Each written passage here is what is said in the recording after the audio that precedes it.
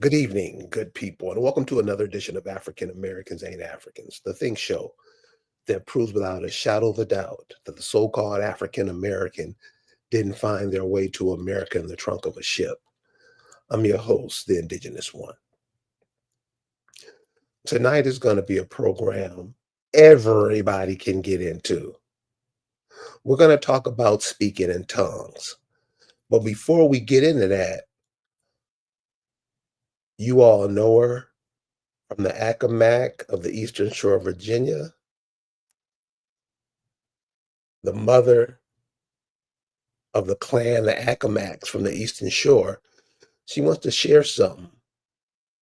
And that's going to take us right into our discussion tonight. Lisa? Hey. Hi, how are you doing? Kayuk. Kayuk. So basically, um, hey, Copper Colored. Hey, Indians Exposed Investigations. Good to see y'all. Good to see y'all. Um, so basically, a lot a lot is going on with the, you know, our reclamation of our land, our fight for justice, my fight for justice, and really just the nation, and in fighting or in battling these demonic, different judicial systems. I've learned about how pervasive corruption in these courts are, and it's not just us. Like,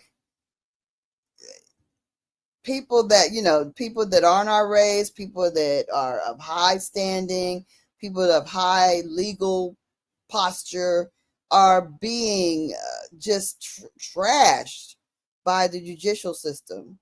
And there's no checks and balances. This entire corporation is just, it's just garbage. It's trash. Corporate owns and runs everything. All the drugs are being run by big pharma. The courts are being corrupted by big real estate. It's just a big, horrible mess. A lot of people are battling for their children. They're battling for their rights. Um, the courts are being used to traffic. It is so many different things are happening that are just horrendous, that people are suffering in silence. Because when you're going through this kind of stuff and these people are talking to you in another language, and they've got all these deceptions and they have all these mechanisms to evade you, and they're using this speaking in tongues like sorcery against you, it is hard to battle, because you can't even trust your own your own attorney. Because if your attorney actually defends you against the powers that be, they get disbarred. The best attorneys are disbarred.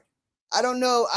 I've been my eyes have been opened about this recently, and the best attorneys have been disbarred. They don't disbar the corrupt attorneys, y'all. So the problem is that we can't. They kind of go radio silent. We go radio silent with licking our wounds. We don't talk about it. And what needs to happen is we need to come together. We need to speak up, and we need to boss up. We need to form a coalition against these demonic judges, these demonic courts. We need to help people. We need to help each other. It's it's time. It's the only thing we can do. And the fact that silence doesn't work. Silence doesn't work. Fighting your own fight. All this whole divide. We're divided, and they have conquered us. It's time to come together. So I'll be posting this on Facebook. We got to start getting stuff together. Um, I'm gonna be, trying to do my best to attract these disenfranchised former attorneys, and also inactive attorneys, also all the expert self litigating people that know about the law, because we need to come together. We need to form a place where people can voice what their concerns are and get some insight, get some help. And this needs to grow. This needs to be big, because it's a major problem.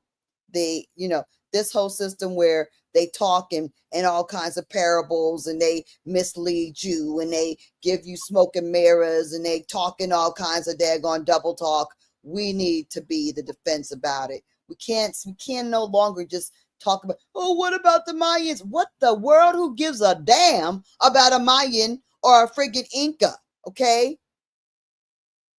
We're getting torn down here. We got to stand up and do something. We got to bring our information together, and we got to use it to make changes for ourselves, because ain't nobody going to make it better for us. And if we don't know how to come together, it don't matter if they, what are you going to do? How are you going to change anything if we don't come together? If we don't actually stand up against these powers that be in some shape or form. That's all I got to say. When you talk about America, you have the eagle flying and brave. And, there were even some monikers of you called Braves back in the day. A lot of their football teams and basketball teams are named after some of the peoples who were of America. They just thought of those people as the utmost. They came over with the double talk Lisa was talking about, changed everything over to where they're the Americans and you're black. It's hard for us to come together because we believe what they told us who we were. Now, of course, this is not everybody, because there are some people out there going at it alone, and you don't hear about it because it won't be in the news. It won't be on TV. They keep it quiet so you won't get the idea. These people are not Americans, or as you know it, Americans. They are from where they come from.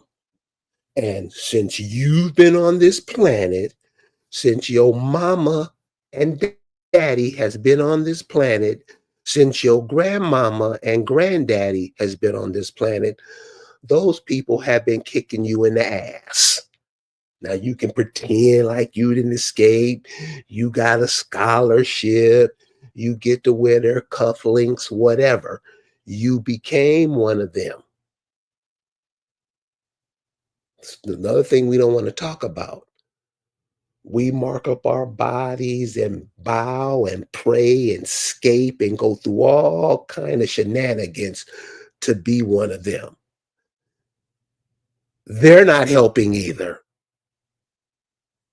So if there's unity and strength in numbers, and they fuck over everybody the same way, so there's some commonality there. Facts. Facts. So this is opening up to what she was talking about earlier, speaking in tongues. Why it's so hard for us to come together? Because what she has up on the board now, these demons speak in some other language. They have this language in the medical field, the legal field, and any other field that they're in, that In the they deal in. Yeah. You said what? The other one? Churches. In the churches. Churches. Yeah. Right. And we, I don't really get it. We try to be like them and try to speak in their languages and don't even speak in your own. Can I get witness? Mm-hmm.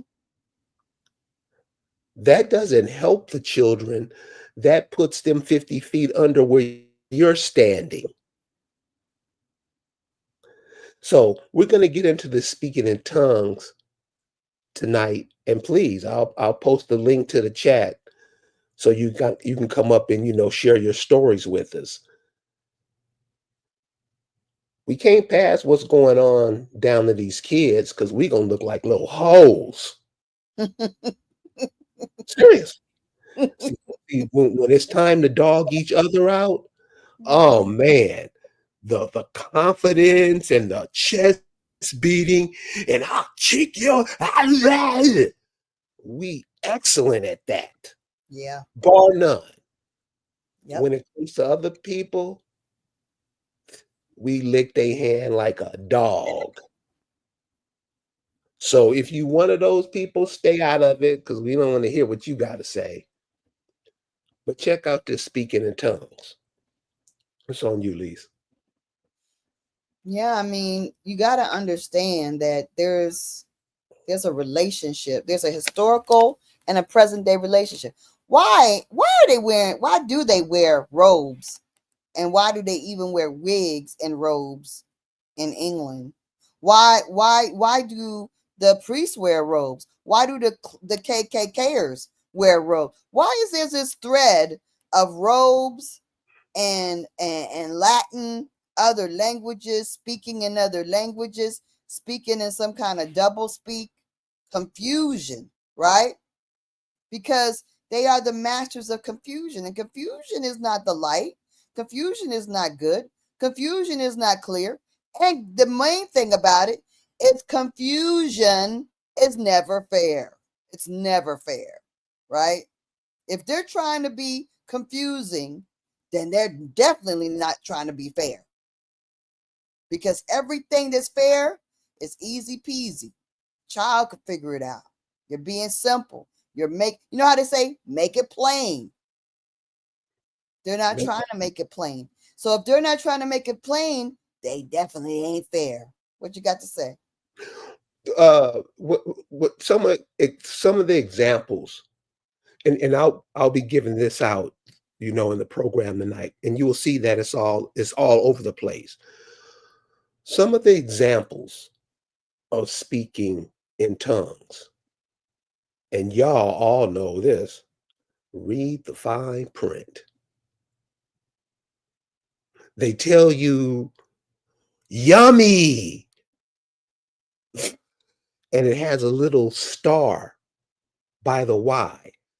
The star leads to something else, a whole bunch of words that you can barely see, read them. You need a magnifying glass to see it. And it says all this stuff that don't have to do nothing with yummy. That's speaking in tongues. Mm.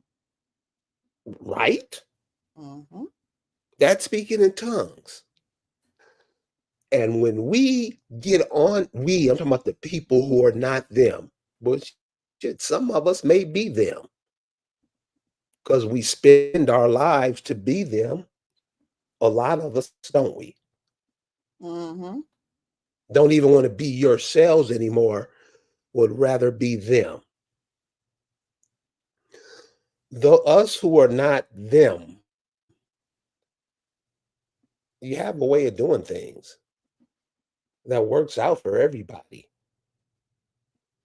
You want to, everybody breathes. Life is given to everybody, but you want to take away somebody's ability to breathe because you don't like the color socks they got on. Mm-hmm. That's where the so-called African American blacks reside. While these other people are setting up to gobble down your children. This is, we got to look at it. While they're doing all this running around demonic shit, what are we doing? I'm not talking about one, because believe me, they don't work one on. They don't just one person does it. They have millions of them locked arm and on code. We believe we can do whatever we want to do. I do it my way. That's how we roll. Is that how you see it, at least? Exactly how it is, man. We do that, but you know, I think that our main problem is that we got all this daggone guidance, Oh, the 10 Commandments, lead me not into temptation. But we're always being led into temptation. We are always running into temptation. I mean, do we ever resist it? Because I just was thinking today, I was like, I was watching a video beforehand, somebody talking about somebody being a scammer, and I was like, okay, this is the thing. Everybody is allowing themselves to be compromised by temptation, This alluring, it's attractive, right? So what I'm seeing is a lot of people are just like, even if it's a matter of being a YouTuber, a TikToker, or whatever, the allure of whatever little rewards are coming towards them becomes the biggest thing. And then when you get the awards, then you sacrifice being honest, or you sacrifice making any changes, and you sacrifice actually daggone trying to motivate people to do things or talk about things that will actually make our conditions better. Why? Because you might lose that compensation. And all this time I didn't get it. Like when I would go on other platforms, not yours, but they would be like, no, we're not going to talk about that. No. And they don't want to talk to me, right? They don't want to talk to me. They're indigenous platform. They don't want to speak about this kind of thing. Why? Because the compensation that they're getting from the colonizers, from the oligarchs, is more attractive than keeping it real or actually helping people to get out of this condition, actually change the way we do things in our territory, in our nation. It's not important. It's the immediate gratification. That's everything. They're willing to sacrifice it for grant money. Oh, I'm good being an urban Indian. So people are doing all these side steps, making little nations that don't have any historical presence. I'm a She Amaru. I'm a copper colored, ink spot. I'm a moo moo nation, a woo woo that, or, making up things that aren't really, you can't actually go anywhere and find that anywhere, not on a nameplate, not in your genealogy. You can't connect to it, right?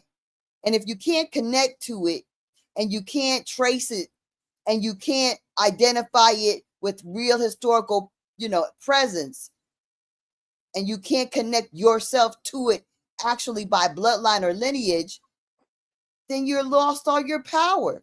You forfeited your actual power. So they're going to let you get a grant, and they're going to let you do your little fake stuff, because you're not going to ever be able to do anything significant, because you can't stand on your crown and say, you know what? We are these people, and this does belong to us, and we will get it back, because you don't have anything to claim. You can't really stand on it, because everybody in your association is from all over the place, and they can't really connect to anything, one thing. So it's like you just scattered everybody. You actually divided and conquered by forming your little daggone association. And this is happening over and over again. That's what people are coming up with. And that's what they're promoting on TikTok and all over the place. They're coming into knowledge, but then they're destroying it at the same time. Confusion on purpose.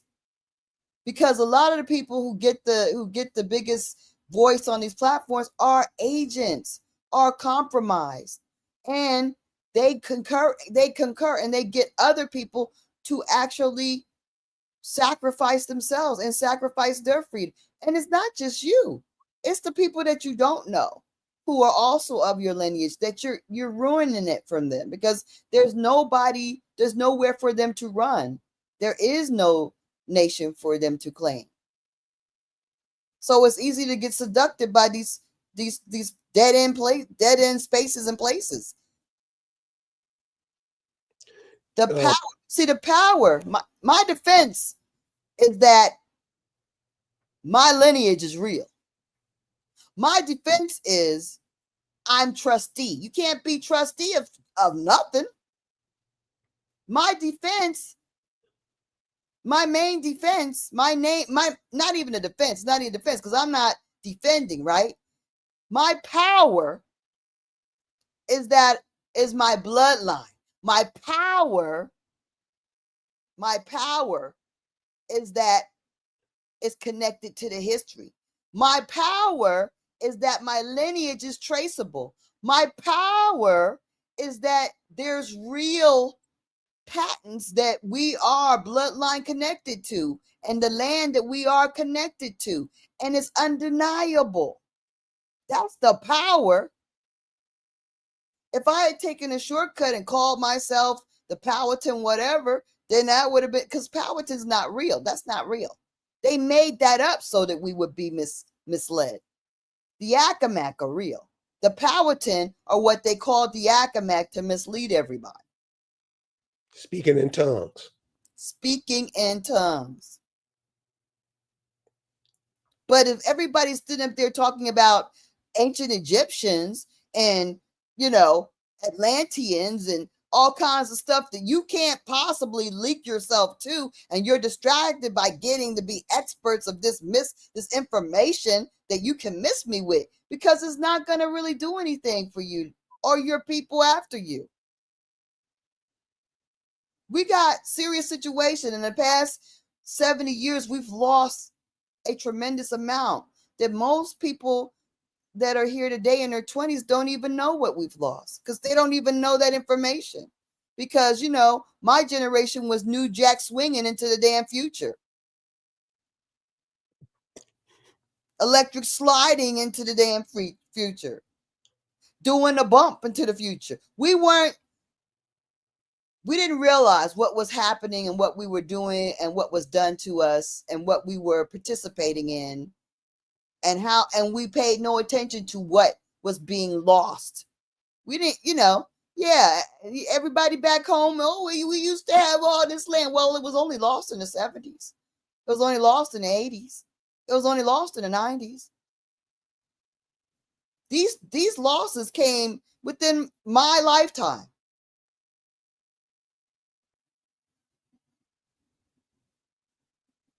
But y'all don't even know that these losses just happened in the past 60 years. Because it's that far, it seems that far gone, and ain't nobody telling you about it. Oh yeah, we lost it. Well, when it wasn't lost. When then you break it down, you start thinking it was only lost in the 80s. It was only lost in the early 2000s. You see what I'm saying? But see, we are misleading ourselves. We're misleading ourselves. And we're listening. See, they don't have no Martin Luther Kings. They got a whole lot of little baby Martins, like cockroaches. They're all over the social media, misleading you all over the place. They don't need to create a Marcus Garvey. They got all kinds of little Marcuses all over the place. Baby Marcuses, baby Martins. They're all, we're being distracted in micro. We're being divided by these little micro leaders. What you guys say about that? Another speaking in tongues really throws off your timing. Because this is a question I always ask, and nobody can never seem to come up, can't even figure it out. This is speaking in tongues. What year is it? What year was it before the colonizers came? Not what year they said it was. What did you say it was? Or what it and when I say you, I mean the indigenous people. All you are a link to the indigenous people. That shit transcends time. That's how we're confused and stuff too on time. This is a concept that they came up with. But since you're caught off from it, I mean, very arrogantly too, making it seem like it's something that fits your life. No, it puts you in a capsule so you can continue to be pimped. That's what it's for. So if somebody asks you, what year was it before the colonizers came over? Year? Are you serious? You're still connected to those people that Lisa was talking about earlier. You're connected to your great, great, great, great grandmother. Her blood runs through your veins. You don't get that? Somebody comes and tell you in the year 17, what does that do to you? Mhm. What does that do to your connection to the planet? Speaking in tongues. Here's another point. And a lot of you guys aren't gonna like this, but is you don't have to. One of the things, well, at least was talking about in the last 60 years that came up, and she just mentioned it, is this whole Egyptian. We the Egyptians. You know how we talk. We again. What's this we shit? That Egyptian thing. What really got Negroes into that Egyptian thing was that "Remember the Time" by Michael Jackson. I mentioned that to some people, they wet themselves, dancing and clapping. Well, we're really into that. Make you think or make you believe. And I got some people today that'll tell you that's who we are. You come from a place that's a desert. Nothing grows there. Nothing's there. It's nothing but sand. They tell you, they tell you that's who you are. Speaking in tongues. I met a woman one time, never forget this. She told me that she could speak ancient Egyptian. Well, how was that possible? And she started making these weird noises. I knew she was lying, y'all, trying to convince me that she was connected to the ancient Egyptians, speaking in tongues, making you think something that's not real is real. We have a caller that is being added to the stage. Jay, how you doing? Hi, Carrie. Hi, Lisa. Can you hear me? Yeah, Hey, how you doing? what's going on, Uh-huh. dude? Caillou.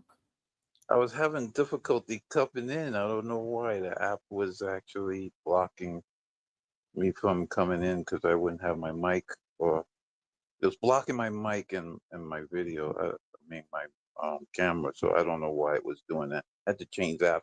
I came in because I wanted to put my 2 cents on one of the comments I made in the chat Mhm. regarding the language. Um, yeah, there's a religious text that talks about, let us go down and confuse the languages. Mhm. That's actually a divide and conquer maneuver, and that's the reason why people when they go into those venues where you go to, Lisa, they can't get any relief because these characters are using word sorcery and they're outright evil. Because the point of the matter is that what's interesting when you go into those locations, it's interesting that they're passing judgment. They have no facts. They have no firsthand knowledge of any situation in there. And unfortunately, people go to those places calling themselves getting justice or relief when they're just playing a game. They're actually running a religious order in there, and they can rob, kill, and steal and destroy from those venues. There's so much corruption. You walk into there, you could actually sense the evil oozing off the walls in there. Mhm. That's how serious it really is. But I just wanted to put my 2 cents in it. There's a movie out that actually I told Kerry this. I was expressing it to him how many people that the movie went over their heads. It was called The Devil's Advocate. I don't know if you've seen the movie, but Yeah. that's strictly about the legal community. They practice deviling and they engage in that kind of activity. Hold on a minute. I'm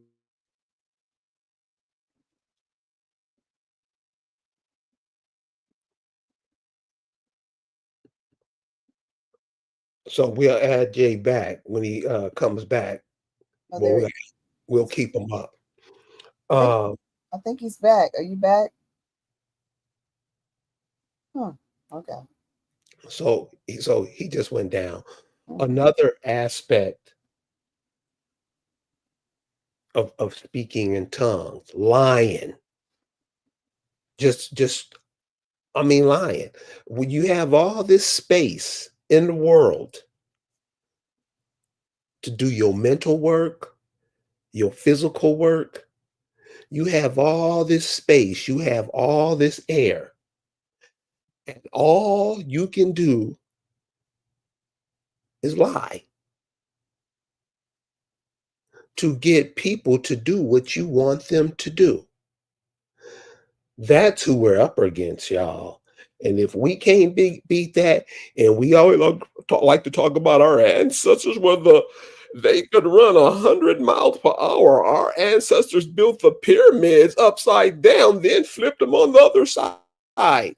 We talk all this head that we did, Hmm. and we can't even be true. I mean, if you be truthful in courts, be truthful in the courts. It will force everybody who comes in after you to say the same thing. Another, you're going to love this one. Another way of speaking in tongues, when you have to put your hand on the Bible. Mm. What's that? What is that? I'm because the Bible, seriously, because the Bible, and if you think it's a good book, you haven't read it. And if you haven't read it, please say so, because you're going to embarrass the hell out of yourself when you talk to people who do read it. Mm. Place your right hand on the Bible like you're doing some noble shit. You're speaking in tongues. You're lying. And then acting like you don't. Mm. Hey, Kerry, I don't know what happened. I got cut off. I don't know how much you heard me read off what I was reading. We didn't hear No, none. no, we didn't hear anything. You didn't hear anything. Okay. I don't know how that happened. I don't even know how to use this other app. Sometimes if you got your phone on, it'll cut off your mic on the laptop or whatever or the computer because it like now there's something where it I don't know it does that, but I don't know if that's what's happening with Well, you. go ahead and read it. Though I have it on this device, so I'm afraid if I try to move over, it'll probably do the same thing. But let me play around with something else. I'll let you know when I'm ready. 'Cause Okay, I, cool. I don't I don't really don't know how much you heard me say. Nothing. Wow. Yeah. Okay. Okay, just when you're ready, just come on back, man. So yeah, Yeah. that's that whole Is there speaking in something we can look up for you?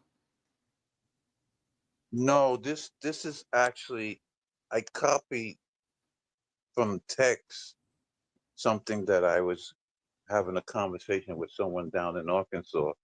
But when I Okay. find it, I'll let you know. I'll just listen on. If you have a screenshot, you could text it to me and I could post it that way. Okay.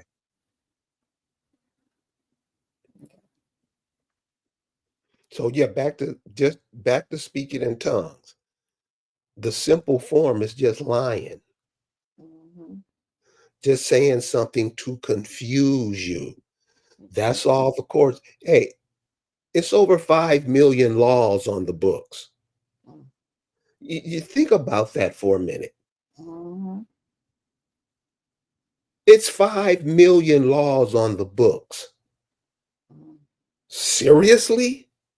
Mhm. People come from other lands to make 5 million laws on your land, and you can't get together with each other to make that not happen. Who's the bitch? Mhm. Who's bitch? That's all you have to do is speak in one voice, Mhm. and you go out of your way to avoid that. It ain't gonna happen. You can't get niggas together. Demons, man.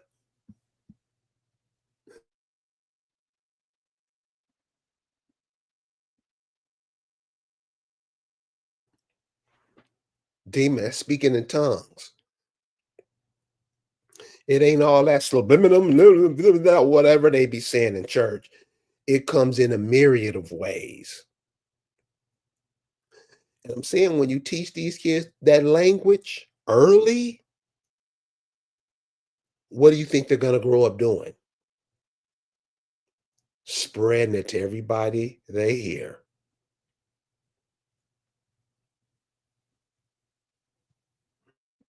We're in the middle of summer now, aren't we? Mhm. We're in the middle of summer. Mhm. How much what is the majority of most of our energy has been to making sure the foreigners' pockets are full. Mhm. So if you say something now, or if one of these youth come up with the brilliant idea, hey, let's have our own cruise line. You know what would kill it? Not that it can't be done, not that it won't be done. It'll be done by other people saying, ah, they don't even know how to act on a cruise line. It won't work. And you know what that would do to the majority of us?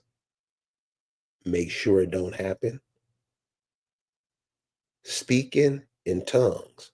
And remember, before you speak, you think. Are you thinking in tongues too? Son Julie.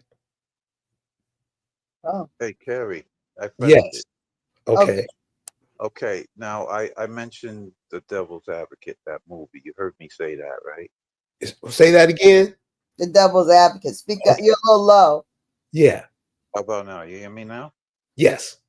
Mhm. I did mention you were able to hear me before getting cut off about that movie, The Devil's Advocate, right? Right. Yes. Okay. This is from the Black's Law Dictionary. I'm reading it right now. And then I'll read the comment the friend down in Arkansas had expressed to me in response to it. Deviling. That's DEVILLING. A um, a term used in London of a barrister recently admitted to the bar who assists a junior barrister in his professional work without appearing in any way in the matter. That's Black's Law Dictionary. Now he responds and he says, I have seen in one old dictionary, devil, junior legal counsel working for his master. Does that sound like it makes sense, considering what they do? Yeah, makes That's sense. that sounds like what you just said. Mm-hmm. Yeah. See, they generate controversy where there is none. That's their bread and butter. So therefore, what they do is they literally uh, engage themselves in everything. Now, in that movie, The Devil's Advocate, played by was supposed to be the head of this law firm, played by Al Pacino, and then you have Keanu Reeves. He's playing a lawyer. He finds out that Al Pacino is his father.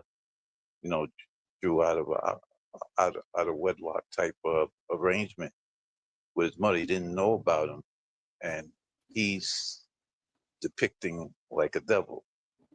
So they throw you all this paranormal stuff to throw you off a little bit, for the populations to water. But when you're listening to the words, you're seeing they're really expressing what the legal system is about.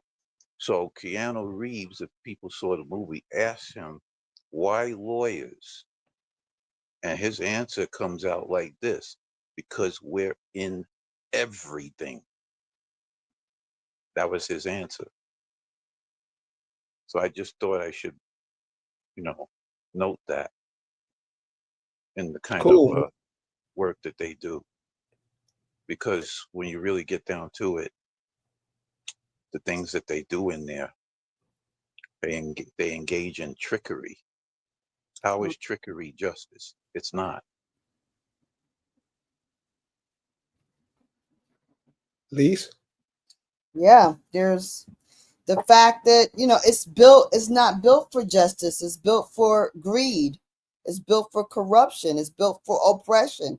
It's like, and then they use the misinformation with the movies, but with the exception of that one,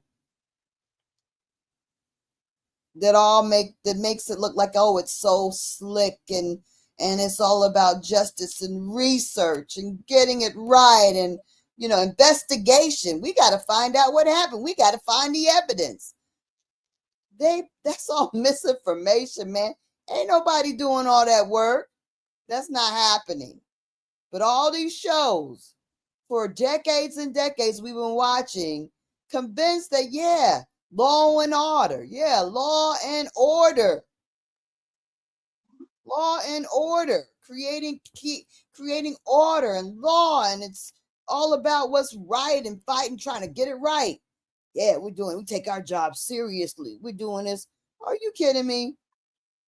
I'm not saying that there aren't just justices or there are not just judges. I just hope to witness it in real life.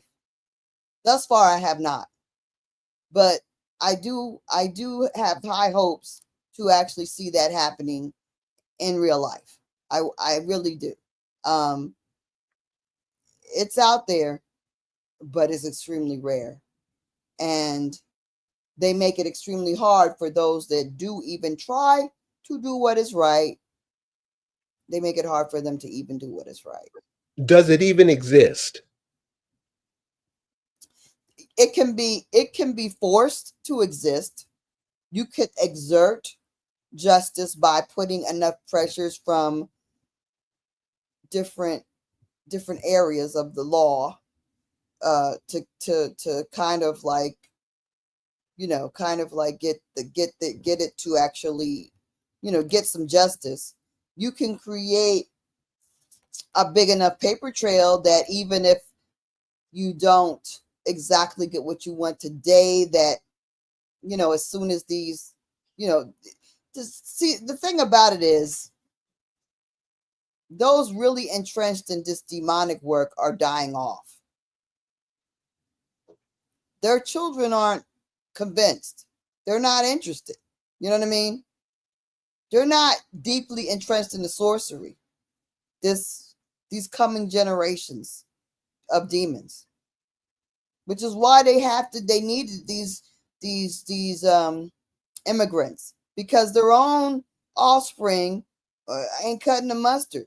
They're not motivated to oppress the Indians, and they're not motivated to do the sorcery.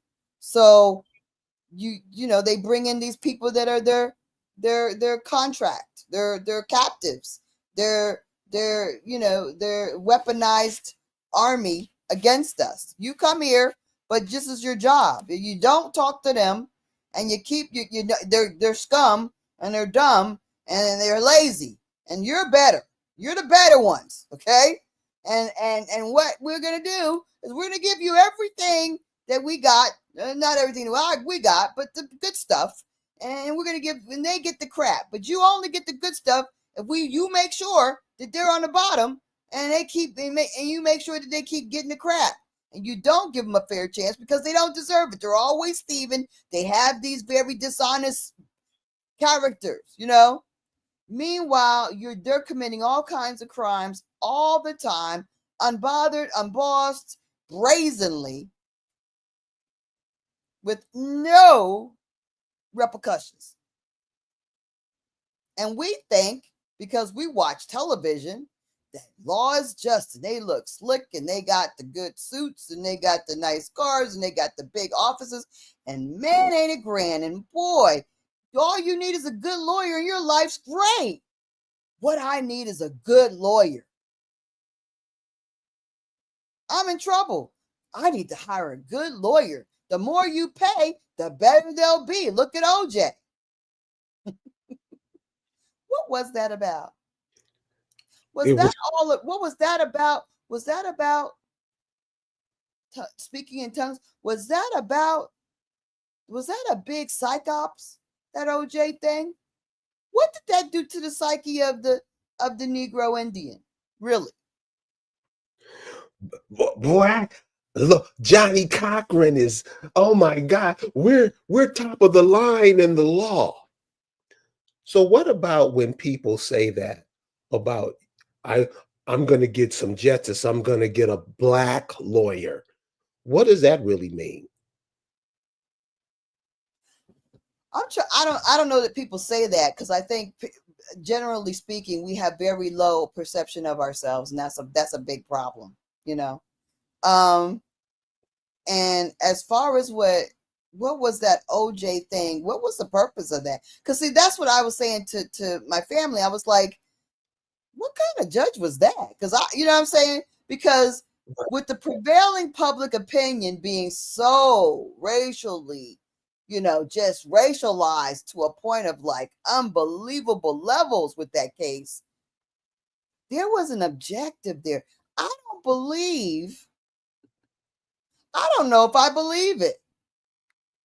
Remember the slow Bronco chick? Really, if you think about that, that really made sense. If you really think about it.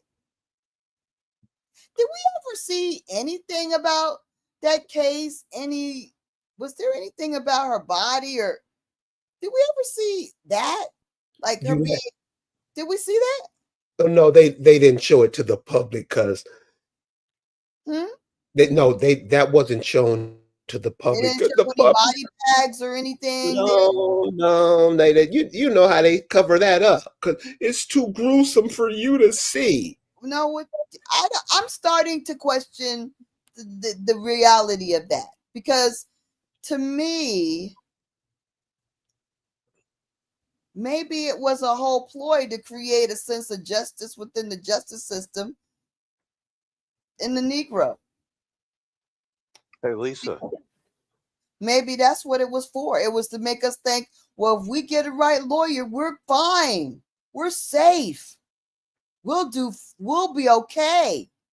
Look what happened with OJ, because I'm telling you, from what I'm seeing going on, I cannot believe that judge just was like, I'm an honest judge, and well, the evidence is the evidence, and he said it must have fit, don't acquit, it can't fit, don't, you know.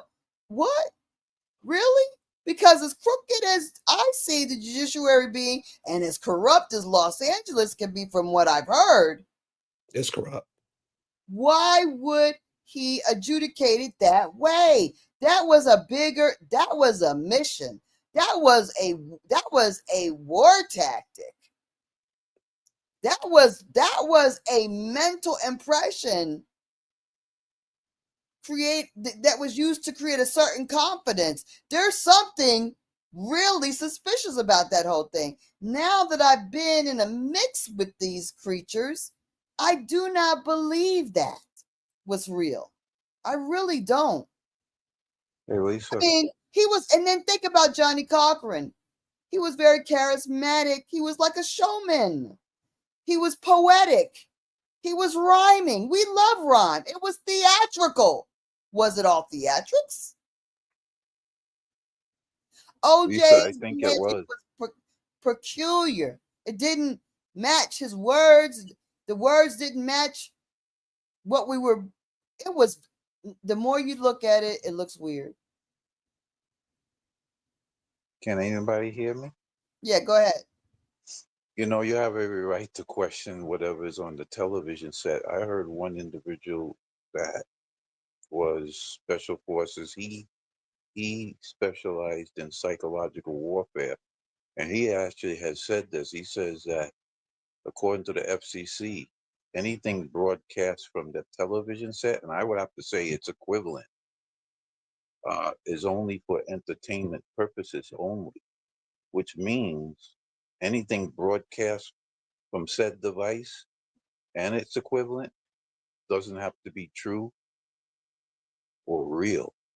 In other words, anyone broadcasting from it, any profession, I don't care if it's a cop, judge, politician, lawyer, doctor, scientist, they don't have to tell the truth. So, you take caution when you're listening to anything from the television set or any mass media outlet whatsoever. So, yeah, you have every right to question it. It's all theatrics. It truly is. Even the courtrooms, they're really theatrics too, because everything's arranged and set up, and the jury's not allowed to see certain things if you have a jury. It's all theater, acting, actors. So wouldn't that be equivalent to speaking in tongues, hiding the inner evidence? Like she was saying earlier in the O.J. Simpson case, how come the murder scene wasn't made available?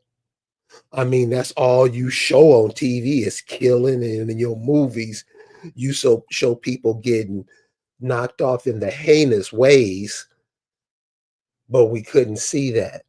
Why? Because you would have got it. You would have understand that this dude. I mean, 'cause we don't question anything anyway. Right.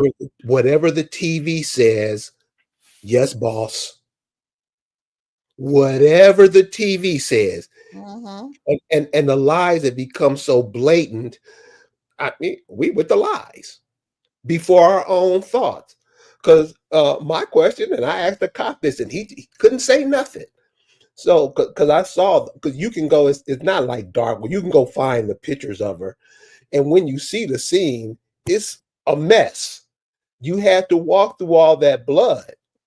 My question to the cop was, if that cat did that, wouldn't it be blood all in the Bronco, on the pedals, the gas pedals, the brake pedals, all on the carpet down there? The Wouldn't trail it? from him walking from the damn house and everything. Right. And that wasn't even brought up. So since it wasn't brought up, I'm not saying everybody, because I'm sure there are some brilliant people out there knew that was bullshit from the jump. But damn, is that speaking in tongues? That's the actions of speaking in tongues. Also, the OJ, his weird behavior. He acted kind of disconnected and incongruent with what was happening to him, right? I attributed it to his arrogance. But it wasn't, I don't think it was arrogance. I think it was because it was an act. And I think that this was also to racialize the country because the anger against the Negro wasn't at a peak anymore. You know what I mean? And they wanted to rev it back up, right? And I think this was also I think this was a war. I think this was a weaponization. I think this was a military action against our people. That OJ case, even in my case, the damn judge brings up OJ in my case. That case was a judicial war tactic.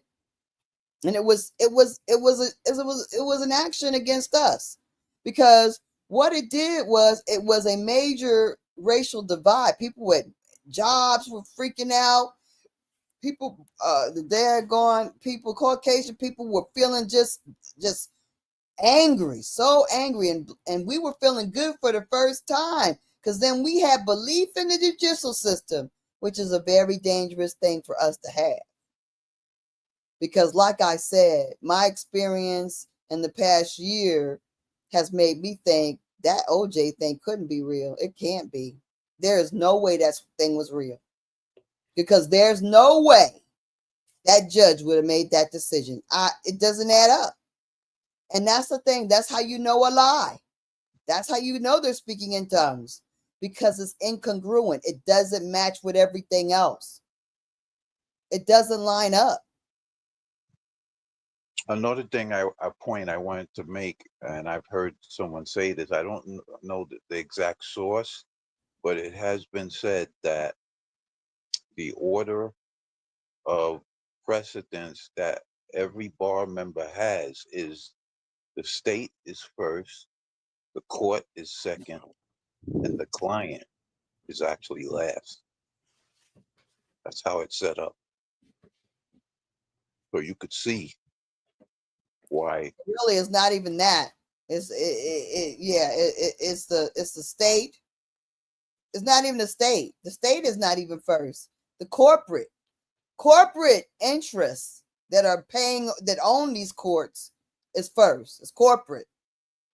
Then it might be the state, because they really don't care about the state. And it's corporate. Corporate runs this country. Period. Whether it's healthcare, the law, the police, Government. military, everything. They run the government. The government is not the government, it's corporate. Corporate runs it. Because everybody's getting elected and everybody's chains are being pulled by corporate. Everybody's getting no payola.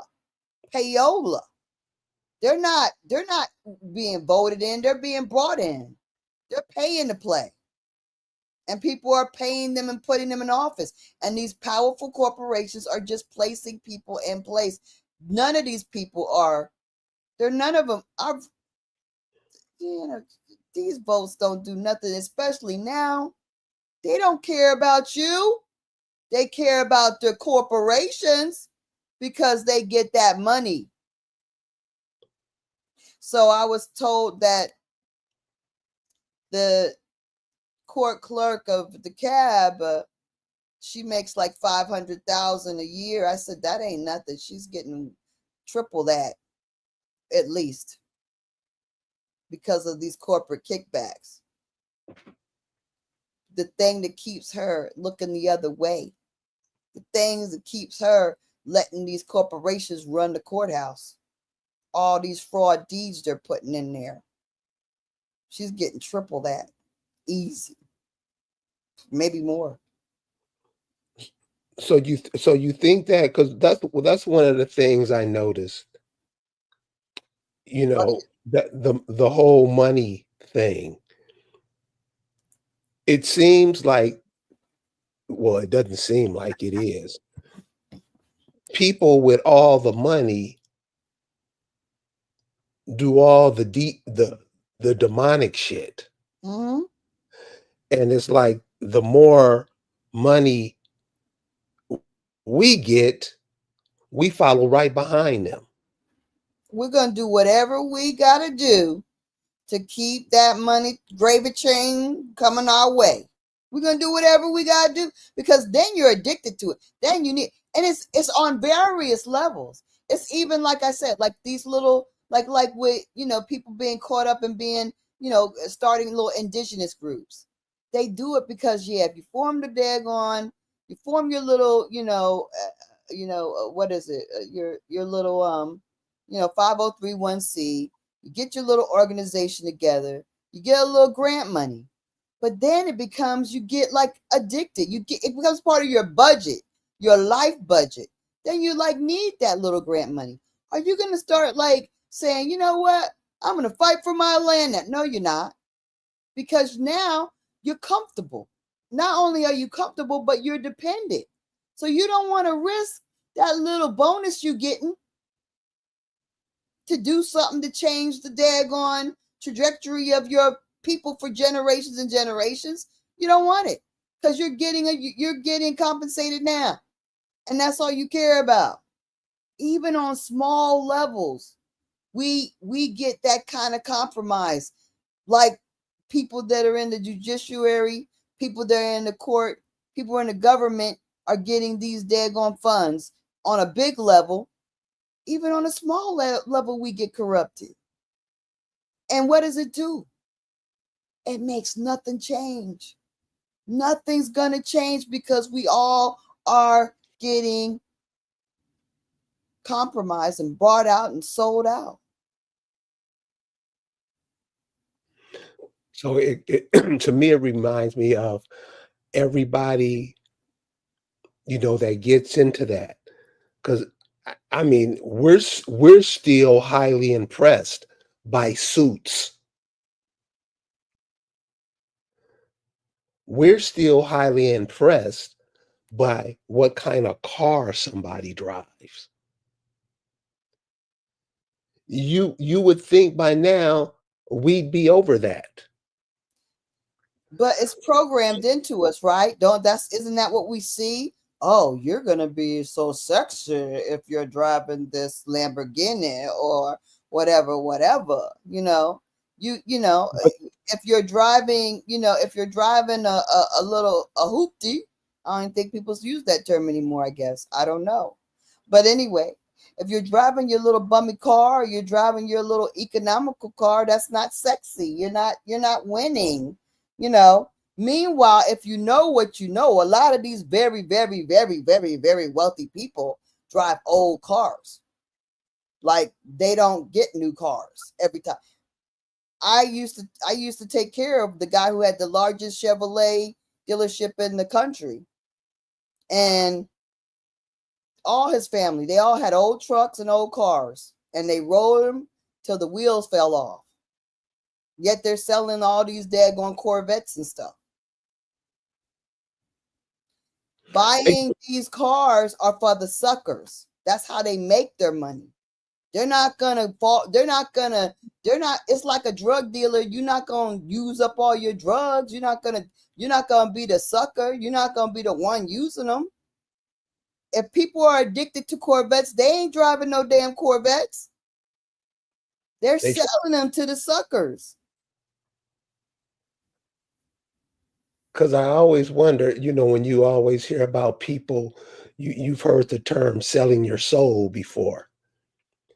And so it's just that simple. You're swiping out your soul for a Corvette. That's what your soul is equal to, a Corvette. That's what your soul is equivalent to, a house. So when you say we don't really think highly of ourselves, that's what I get from that. We don't. It's sad. But that's the propaganda that they fed us, right? Oh, the movie. Remember you watched today and you put that quote? Yes. Go back to that because that's fire. And it does tell you a lot about how we change the way we look at ourselves.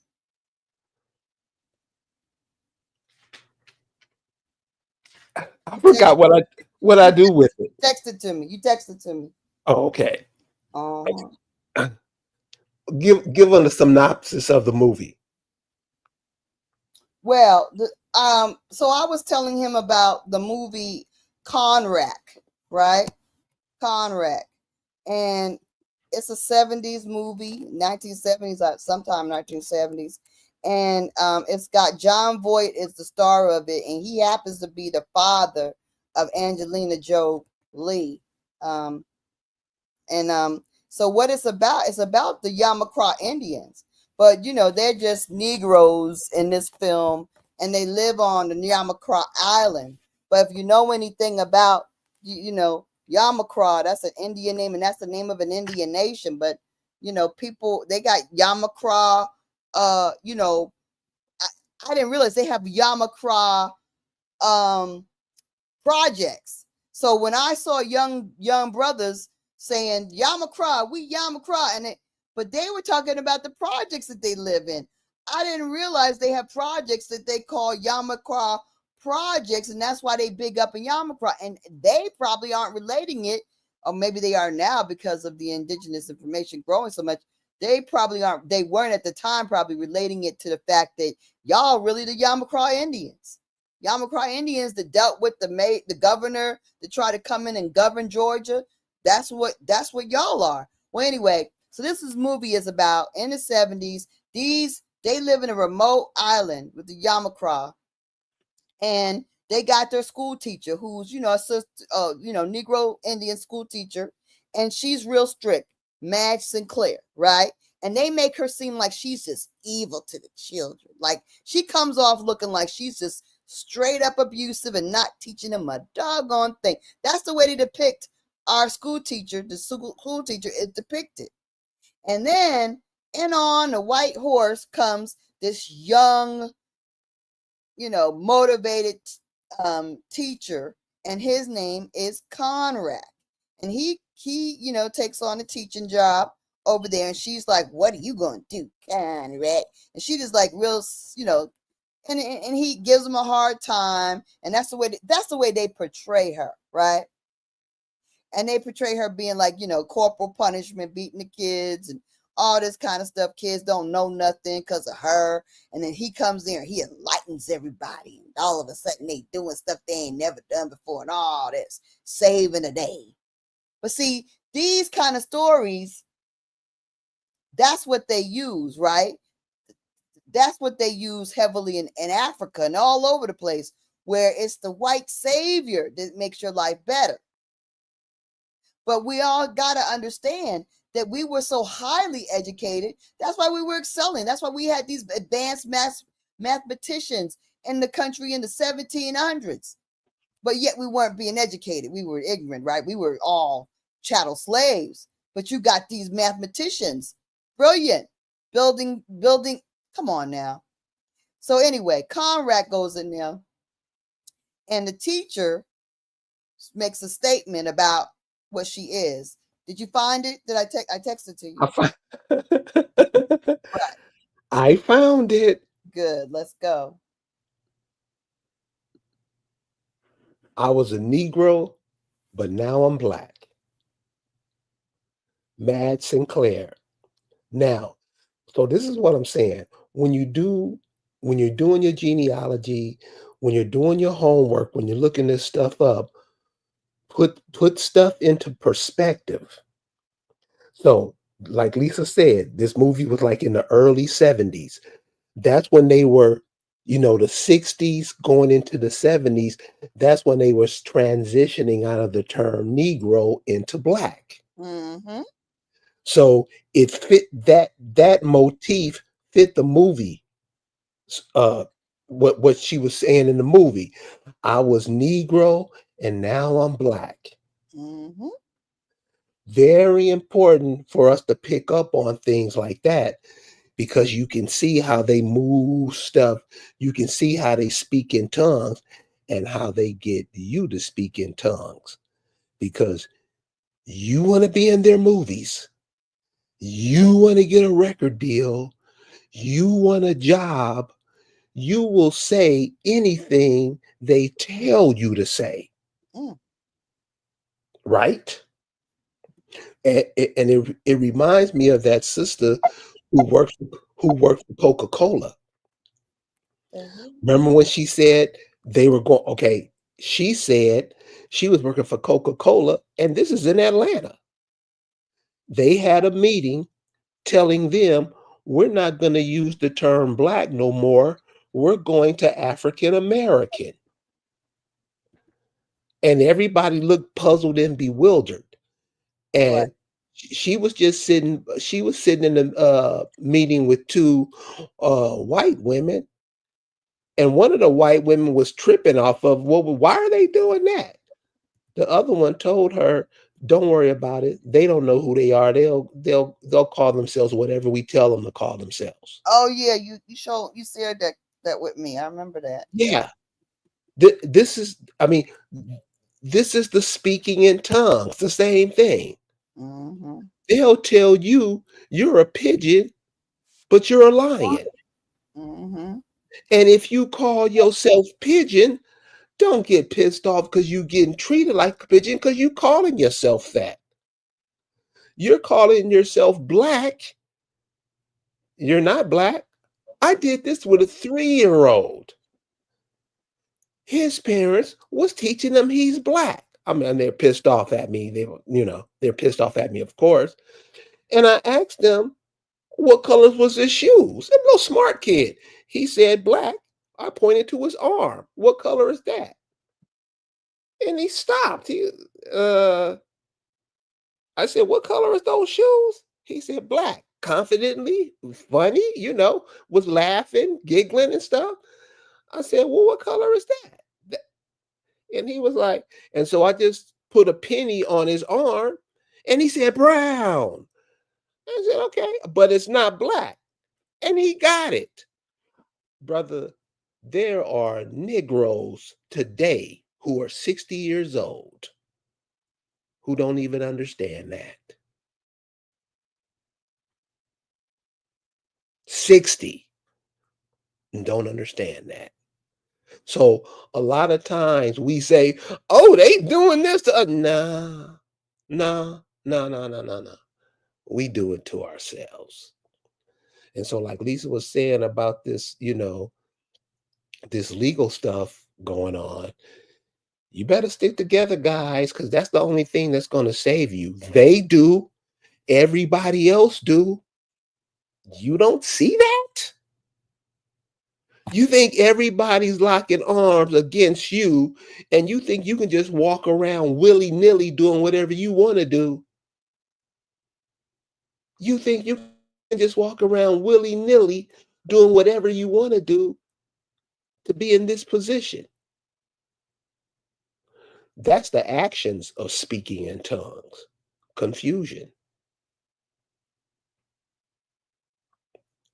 Ladies, you want to say something about that, Conrad?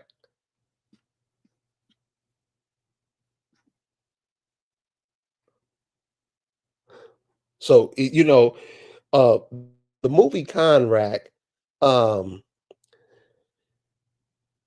I mean, you can learn a lot from it. The places where these people are from, where a lot of your ancestors are from, and I'm sure a lot of you guys listening ancestors are from that place.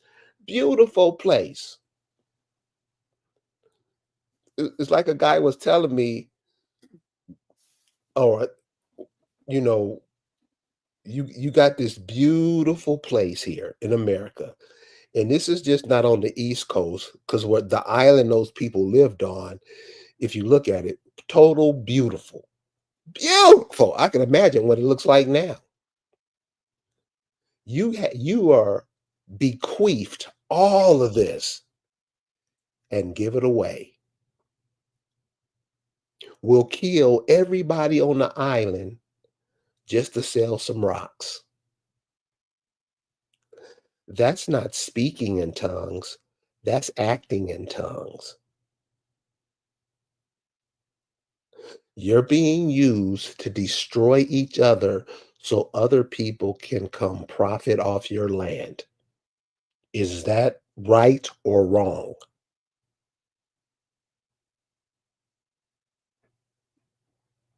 You back, Lise? Yeah, I'm here. Okay. Yes. Yeah. So basically, yeah, that's this is the thing. I'm always saying, and this is really wrong that I say this. I say that they have to keep stealing. In order to take our land, they have to keep re-upping the theft. Like they're fighting me tooth and nail to keep this stolen land. But this is the thing. We also actively deny our rights. We have to actively deny our rights to everything for them to keep what they have. How about that? How about the fact that by us not asserting our true identity in the right way, by us not saying, heck no, this is ours, that we actually actively give up our land and give up our rights every day. Every day we consent to them stealing it because we say nothing against it and we do nothing against it. Conrack was redone. They redid the movie. Like I think in like the 2000s. Why? Why did they re-up these movies?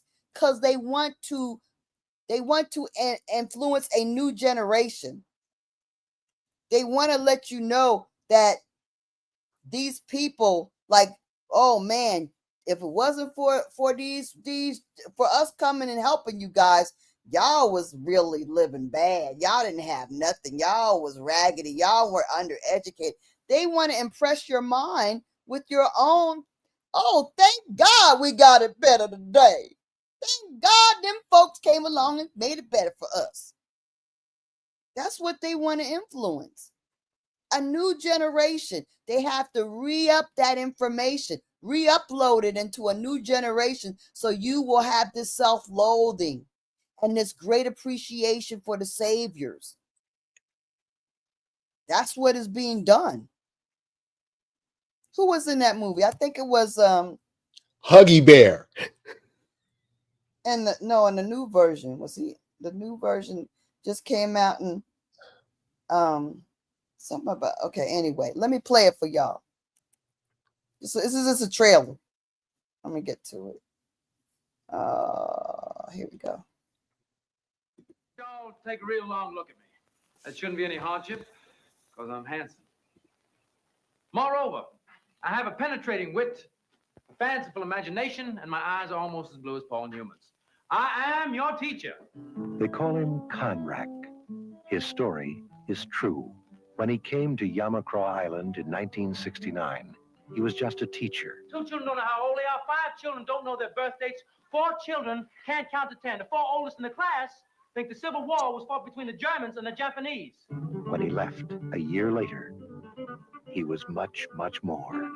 Something's happening on this island, Mrs. Skeffington. And compared to that, you're nothing and neither am I. 20th Century Fox presents John Voight in Conrack. Look, and now everybody, spit. Try not to spit on the teacher.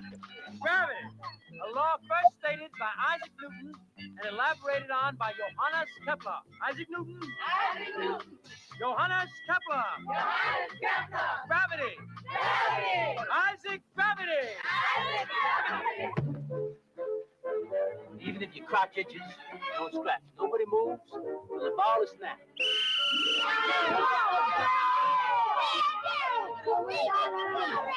Boss, those kids are going to spend Halloween the way the rest of the kids in America spend it.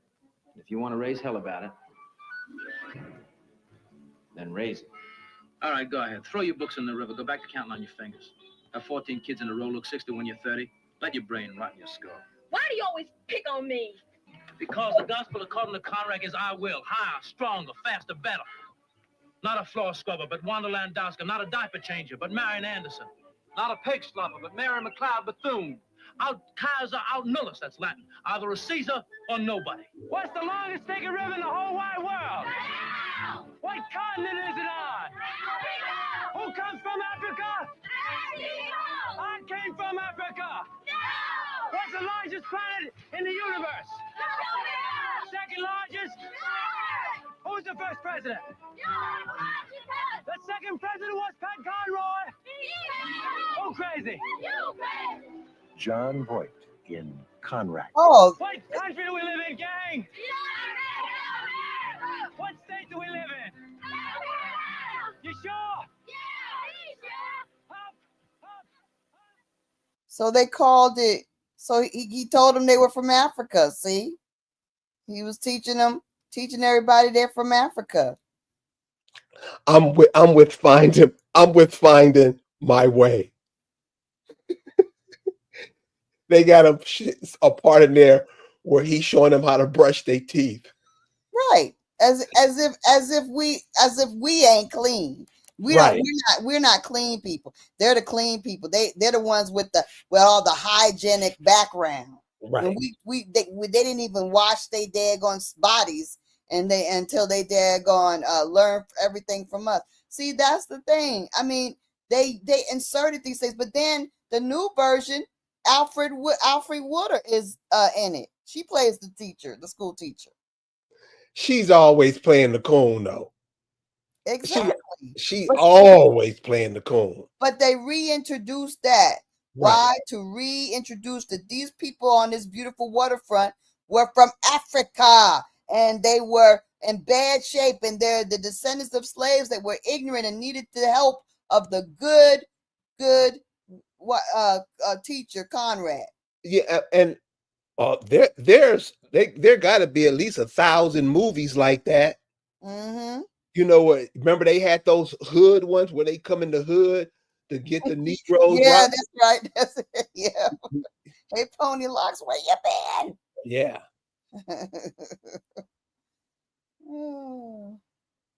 Yep, but that's part of it. That's what happens. So that's the thing. They want to make you think certain things, and they want to speak like they speak these things into existence. Where are you from? Now you know that these children don't need. Why they need a outside teacher to tell them where they're from? Their parents didn't tell them they from there. But then this shows you, for everybody that wants to say, oh, Gullah Geechee, that's from Africa. You see how it happened? That's supposed to be 1969. They're telling a story. It's supposed to be based on a true story that I believe. But anyway, and the name of it is The Water is Wide, the name of the book that is based upon. And then the other movie that they redid, Conrack, is called The Water is Wide with Alfred Woodard. 2006. Yep. So that's a whole 30 years later. Yes. So like say generations.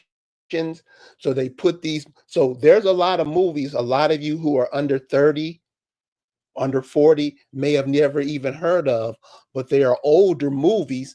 And like I'm saying, they just put these movies out to keep you in the same mindset 30 years ago. Like redoing Roots and redoing The Color Purple, right? They gotta rebrand, rebring this out because every 30 years is like a reset. Every 30 years they got fresh people that don't even have the information of the last one. And because we don't tend to talk about things that are important to each other, we talk about nonsense. Who got a new car, so-and-so doing anything, so-and-so messing with so-and-so. Like we're not dealing with the important stuff, not in our households. Right? And then the people that act like they're taking care of business and doing politics, it's just misinforming and misleading us. But we got to get our daggone government, our daggone judicial brains going in our households. And I don't mean theirs. I mean ours. We have to have our own sense of our own judiciary. We have to be informed on all the things that defend and protect us in our households. There's got to be somebody that's got it on point. We got to get it together. And here ain't nothing but sandwich. Yeah. Oh, I know. I read the book and everything. That was in my Lord Child. What was that?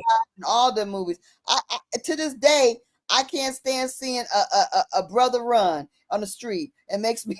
I never tell you, Pony Lux, I get nervous when I see young men running. I really do. It makes me stressed out from that daggone movie. I've never seen that one. What's that about? So you gotta watch it. I'll give you the link on that one too. Cause yeah, you gotta watch it. It's the inner city, one of them tragic, whatever tragic Negro movies, y'all Cornbread Earl and Me. Cornbread Earl and Me, yes, like that. I don't want to see it. I think Cornbread Earl is Me is the one that got me stressed out about brothers running. Every time I see one running on the street, I think of that day. That's the movie that I get stressed out about. Also, I mean, shoot, Cochise and Cooley High, even though Cooley High was pretty awesome, it was still just tragic Negro stuff because the music was fly. I don't even know how he was able to get off the Motown back that stuff because he used fly music in that movie. I don't know how they were able to get that done with the money thing. I don't know what was happening with that. But I mean, the money was fly. You had all the Motown tracks, and the script was beautiful, and the acting was meticulous. I think things went downhill from that. But but yeah, I mean, that was a good work. It's still, a sad tale. A sad Negro tale. Cooley High is a sad Negro tale, but it still was very well done. I mean, y'all think about it. Think about how we are being programmed. Think about all this stuff. And We got to rise above that, y'all. we really have to rise above it. We got to have our spokespeople in each family to at least help people keep their heads in the right direction and rise above some of this stuff because, man, they doing a job on us on a regular basis. Meanwhile, they're getting boosted up mentally, all the things. Oh, you're doing great. Oh, I'm pretty. I'm my summer of being pretty. And meanwhile, the girl looked like crap. My summer, I turned pretty. You're not pretty. Living on the beachfront with your people on your people's land. And whatever. What is it? Metabank? No, some ever. I think it was in New York or one of them Indian towns in New York on the beachfront. And we don't even think about that. Start thinking about, if you thought about that, maybe you want to do something. If you start talking about it, maybe you feel some kind of way about it. Maybe if you don't feel some kind of way to do anything about it, maybe the next generation, if you discuss it, you could talk about it. Next time you go to where did I go to on the beach in Alabama? I went to, what was that place called? Orange Beach. I went to Orange Beach. That's nice. But then there's the other one by the island, or it's on the island. I forget what the name of it. Anyway, Alabama has beautiful beaches. They have beautiful beaches and they're not crowded. But you know who was on them beaches.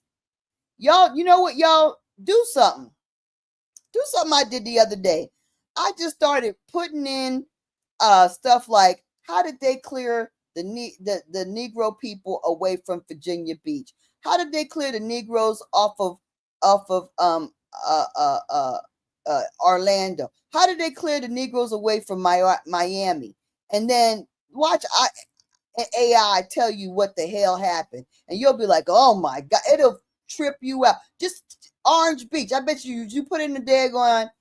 I bet you right now I put in there how did they clear the Negroes away from Orange Beach? It's going because Orange Beach is still, honey. You go around there to the restaurants, you can feel the tension. And you know why? Because them slaves are still over there. Them Slavs, they still live over there and they still remember when they was working for us. And they angry. See, before when I didn't realize that they was working for us, I couldn't understand their anger. Because see, if you made money off of me, why are you mad at me? If I enriched your life, why would you hate me? If you did me wrong and I enriched your life and for generations to come, why would you hate me? You hate me because we have more than you and you used to work for us. And that's why they have this insecurity and this hate, because what we're told is not what really happened. So when they're sticking to the script. Right. So when you go to Orange Beach, you go.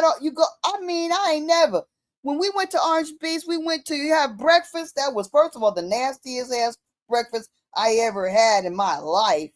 But also the cold breeze of the stairs and the daggone weirdness was just, it was palpable. It was crazy.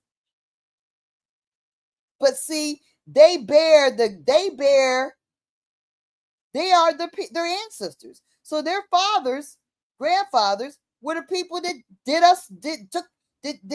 persecuted us and took over that land. They know it's only been a short time that they've been on Orange Beach.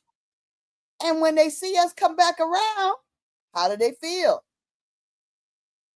They feel insecure because they're very insecure anyway. And they ought to be insecure because they're wrong. And they ought to be insecure because they stole all of it. But then what about us? What about us? So if you're an Indian and you're organizing yourself as a copper-colored Indian, and you're from them damn beaches of Orange Beach, and that's where your people come from. But you're not even researching your genealogy. Because why? Because why bother? I'm a copper. I know I'm an Indian and I'm copper-colored. Somebody is derailing you to a shortcut. There is no shortcutting your inheritance. They worked hard. They established that for you. You don't take shortcuts away from your inheritance. You don't do that.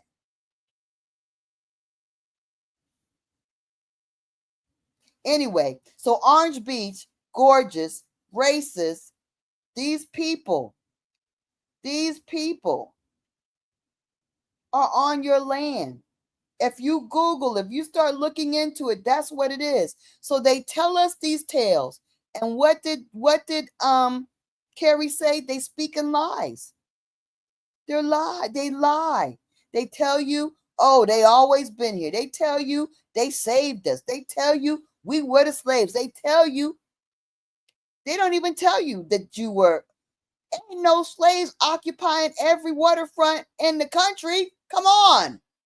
So we went straight from the boats to the waterfronts everywhere and just plopped there and built houses. Are you kidding me?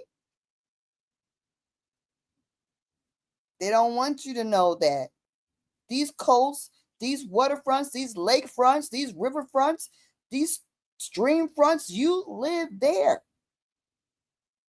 And when you actually go there and you acknowledge and put your feet into the sand or the soil where your people are from, you reactivate the earth and you reactivate yourself. But a lot of people sit up there and they play around. They're like, well, like I got cousins that do that. Can I claim my stuff in Tennessee? No, we're not from Tennessee, honey. We're not from Tennessee. And we do have a lot of territory in other states via patents, but Tennessee ain't one of them. We have to understand that there is a connection that has to be made.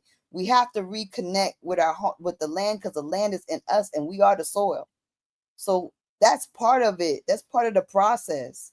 The words that they speak are meant to deter you. They're meant to delay you. They're meant to discourage you. And they're meant to tell you, where are you from? What did he do? It wasn't enough that he said it. What do you have the kids do? Sing it. Africa, running, jogging, putting it into them, making sure they'll never forget it. This is how they're teaching. So another part about that. So he's dropping the apples from the tree, but he's teaching them all this European stuff that's not going to help them at all. Showing this is how you teach these monkeys. That's what all these films do. The ones we were talking about, the Gangster's Paradise, Coolio stuff, all these movies are used to train you to be where you are today. New Jack City, all of them. They're not just speaking in tongues, they're acting in tongues, if that makes sense. Showing you this is how you act. Oh, another one of the movies, and everybody loves it, Lean on Me. You got to teach these kids they're just monkeys, and you got to teach them to be civilized. How many movies is it like that?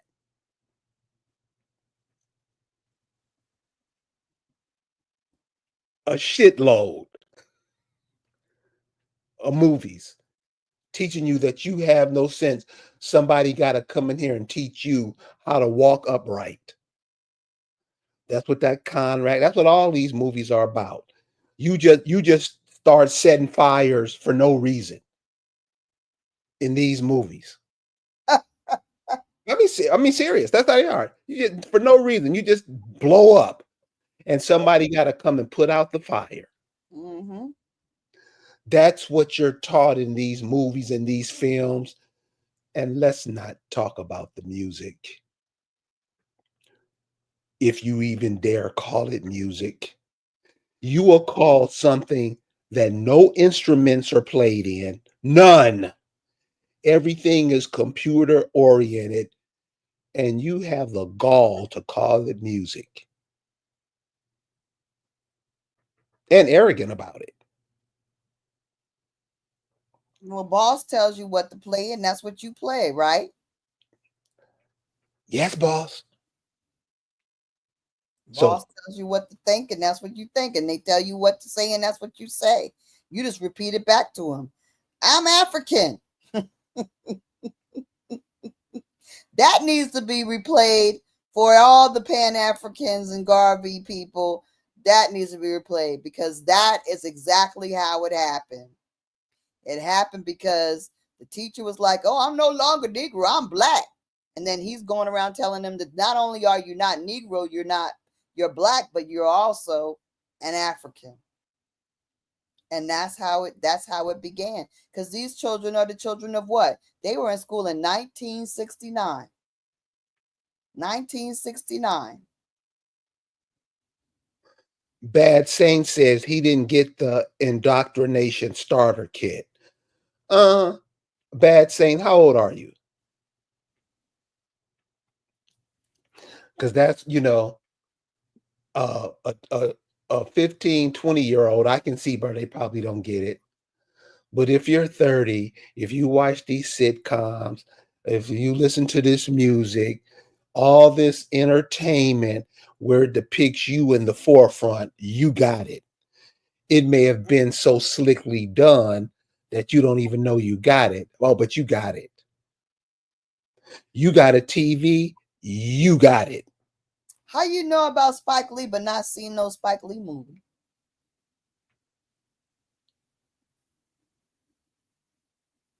I mean, I don't watch Tyler Perry, but I only know about him because I've watched at least one. How anybody get away with? He must not be old enough to when Roots came out, because he must not be that old. Because it took over the TV set, because the TV used to go off, and we all watched the same stuff because right. there wasn't but two channels. You know what I mean? So Right. it really wasn't a choice, And what they would do stuff like preemptive. Oh, everything's been stopped. Your regular programming is not going to be on tonight. And they have this special that's brought to you by Prel Shampoo. Literally, that's what they did.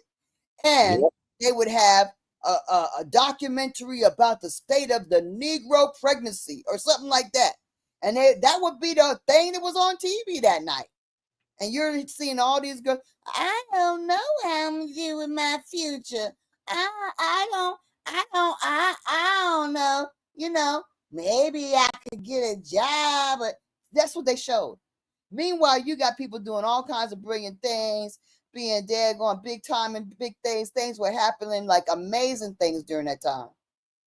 Young people were doing amazing stuff. But that's what they showed on every channel in the territory, right? Across all the states, because everybody watched the same stuff. It was only 3 networks. There was only 3 networks. So it wasn't like, you didn't watch it. You know what I mean? Unless you didn't have a TV and didn't watch TV. So that's a whole different thing. Finding My Way says, Uh, everything the Christians have taken from us have become unnatural: music, tobacco, money, food, water, weed. Finding my way is not that they've taken it from us. We've given it away. See, we better get out of that, or the kids gonna be doomed. Start telling them the truth. They didn't take nothing. We give it away. Because, and I'm gonna tell you how you figure, no, you give it away. Because if I came up to you, or somebody else that looked at me came up to you and did what these people did, you would kill them, wouldn't you? Mm-hmm. You would kill them. You give it away. You gave away the land. You gave away the trees. Mm-hmm. You gave away the weed. You gave away the tobacco. You gave away your coastline. Why? Because you wanted to be them, didn't you? Say the truth, then you will see it clearer. See, that clears up the talking in tongues. That clears up the confusion. Tell the truth. Stop when somebody say something, when somebody tell you, well, it's impossible for people to come over here from Africa on boats, urinating and defecating on each other during hurricane season. You asked the, you asked the Negro that, huh? How do you know that happened? You're speaking in tongues. You're playing stupid. You acting like somebody who's telling you the truth is lying to you. And then you go teach that bullshit to the kids. And then if they're astute enough, and most kids are, and ask you a question on it, you will whoop their ass. You will put them out your house. Right. Because kids aren't stupid. They're indoctrinated. And what's the first school you send them to? Sunday school. Where do they talk in tongues more than there? Courthouse? Courthouse. Courthouse. Schoolhouse, courthouse. Right. Same thing. Mm-hmm. And if you really want to give yourself a cold treat that would jump your intelligence ratio by at least 100%, do some studying on Thurgood Marshall. No, So yes, go ahead. You know who Thurgood Marshall is. Yep. Do some, and listen, don't just do the research on Thurgood Marshall. Find out who his parents were, who his grandparents were. It'll tell you everything you need to know. And then apply that same logic to you. It'll show you where you are and where you need to go. These? Yeah. Oh, but the Cherokee freedmen don't know who they are. They can't. You cannot. This is the thing. You cannot fight if you don't even know what a freeman is. You cannot. You gotta. That's the problem with people, because they let their enemies direct them and what they're doing. So if you let the Cherokee tell you what a freeman is, and you believe that scenario, then you can't. You're not fighting. You're a joke. You're a joke. Because the thing is, if you believe that a freeman was going along with some Native Americans on the Trail of Tears, and they were the real Cherokee, and you was a slave of the Cherokee that was a free baby. No, a freeman is just the opposite of a slave. How are you going to call yourself a freeman and you a slave of a Cherokee? Baby, the slave was the damn Native. If they were on it, because they weren't with us, they weren't over here. So it's like what they don't understand is that they were wealthy Indians who were free and had land, And that's why their ass had to go across the damn Oklahoma. But they don't understand that. So they're not thinking right. And guess what else? They're in the matrix because they're begging these people to acknowledge them that don't have the right and authority to acknowledge you. See, they're begging for something they shouldn't be begging for. And what the Freemen should be doing is, first of all, finding out if they really was called Cherokee, because that's part of the matrix. That's part of the United States. Because you don't hear about Cherokee per se that much in the 1600s. Where were they? So basically, they got to understand who they really are. And they need to start fighting for their actual identities, not using the United States sanctioned identity and these United States created Native American tribes and fighting for a piece of that rock. You got your own rock. Be you. Fight for what you really got. Fight for what was stolen. Fight for the fact that you probably owned all of them damn mountains and thousands and millions of acres. I don't even know. And Georgia and Kentucky and all up in there. That's yours. And they forced you over there. You're the real folks that were affected by the Indian Removal Act. But because you think you're just some kind of ancillary people that was hiding among the Indians, you don't know. We have to fight the right fight. We have to be in the right identity. You have to be in the right status. Don't let them tell you what you are, and don't let them tell you what you have. You got to figure that out, and then you got to stand up for that. But you don't let your enemies tell you what you had or what you are. They're gonna speak in tongues.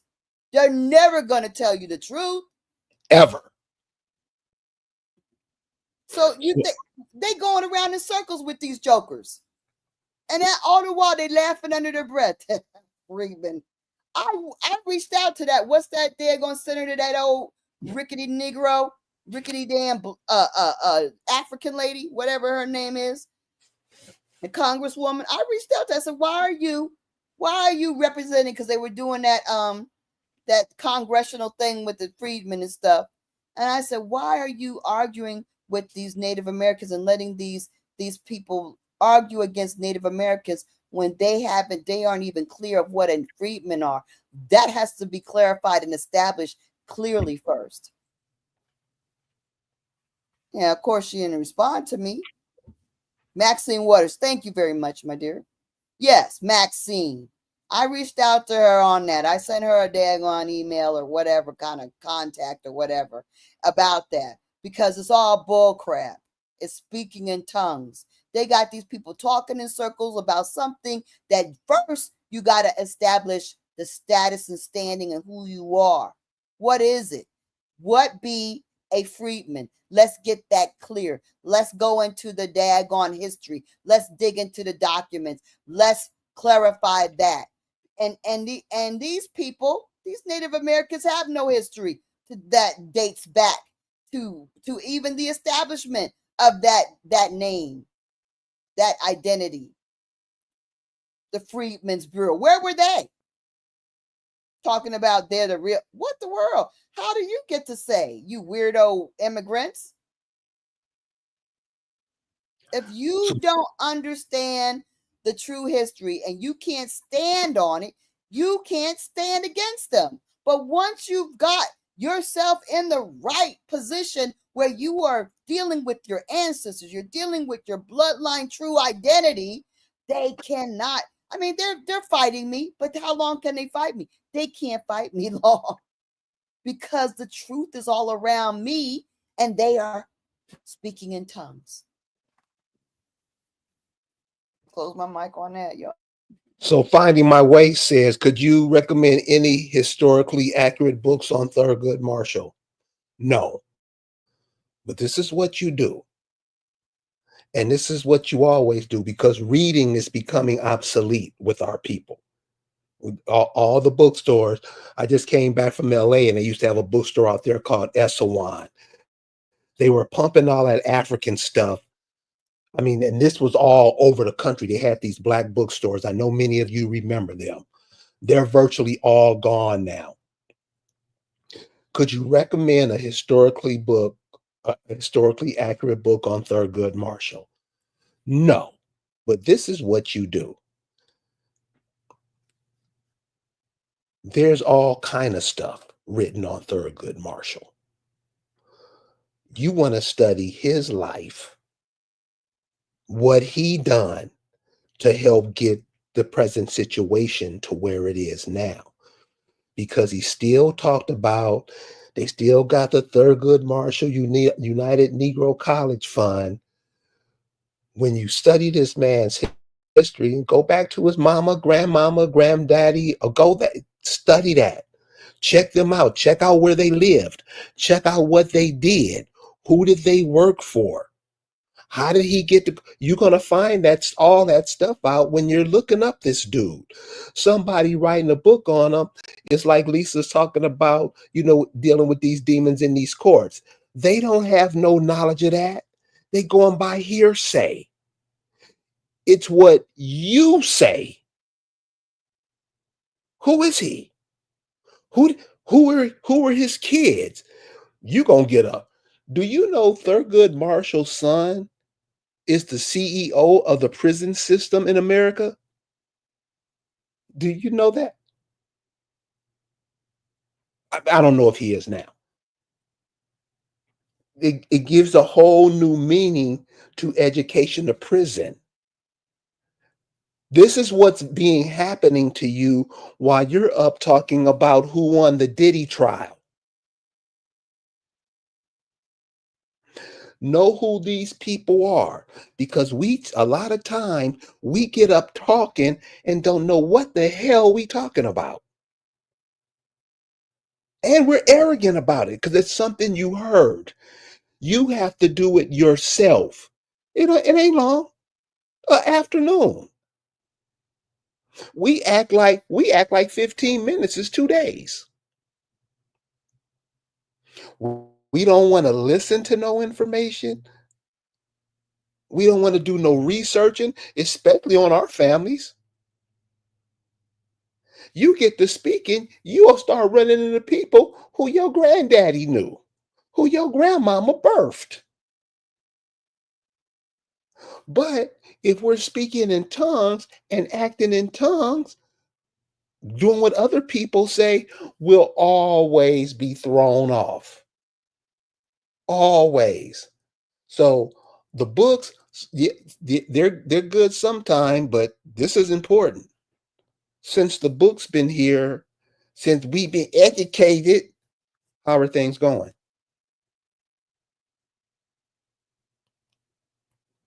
With all the books, how are things going for the American Indians? I want to thank you guys for hanging out with us tonight. We're going to be on later on in the week. Got some more information. Lisa's going to be with us. We hope you guys will be too. We'll see you next time. I'm going to say one more thing about the BIA. Until we get ourselves together to the point that we are having a 1,000,000 woman march or a 1,000,000 man march or a 1,000,000 American Indian march to the BIA and take that back, we ain't doing nothing. Ain't nothing happening. Okay.